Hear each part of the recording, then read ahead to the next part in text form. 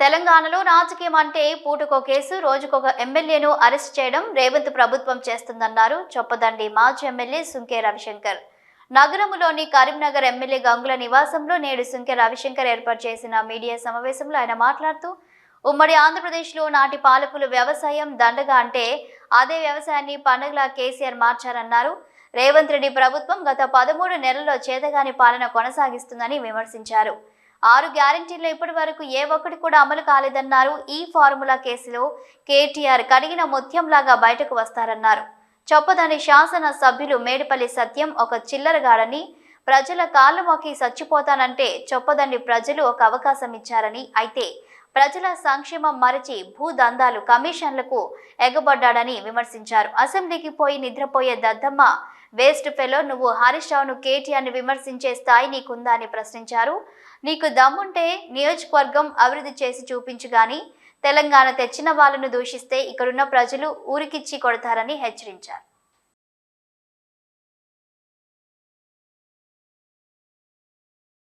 పూటకొక అక్రమ అరెస్టు, అదేవిధంగా రోజుకొక బీఆర్ఎస్ నేతను అన్యాయంగా అరెస్ట్ చేయడం తప్ప రేవంత్ సర్కార్కు వేరే పనే లేదు.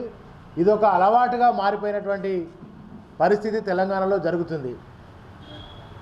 మరి ఎందుకు ఈ పరిస్థితి వచ్చింది అంటే, తెలంగాణ రాష్ట్రం సాధించుకున్నటువంటి ఈ రాష్ట్రంలో దేశానికి రోల్ మోడల్ పరిపాలన కేసీఆర్ గారు అందిస్తే పేద బడుగు బలహీన వర్గాలు నిమ్న జాతులన్నీ కూడా వాళ్ళ జీవితాల్లో వెలుగులు నింపితే, దండగన్నటువంటి వ్యవసాయాన్ని పండగలా మార్చినటువంటి కేసీఆర్ గారి నేతృత్వంలో 10 ఏళ్ల పాలనలో అద్భుతంగా సాగితే, ఇక రేవంత్ రెడ్డి గారి పాలన 13 నెలల్లో పాలన ఒక చేతగాని, ఒక అసమర్థత పాలన ఈ రాష్ట్రంలో జరుగుతున్న నేపథ్యంలో దిగజారుడు రాజకీయాలకు పోయి ఇవాళ రేవంత్ రెడ్డి ఈ కేసులు, నిర్బంధాలు ఇవన్నిటి కూడా శ్రీకారం చుడుతూ ఉన్నాడు.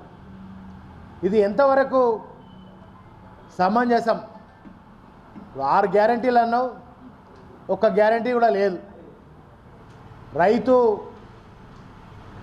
రుణమాఫీ అని అన్నావు, రుణమాఫీ వల్ల రుణమాఫీ ఎగ్గొట్టి మరి రైతు భరోసాను కూడా ఏ విధంగా ఎగ్గొట్టాలని ఒక ప్రణాళికలు రచిస్తున్నటువంటి ఇవాళ రేవంత్ రెడ్డి ప్రభుత్వం.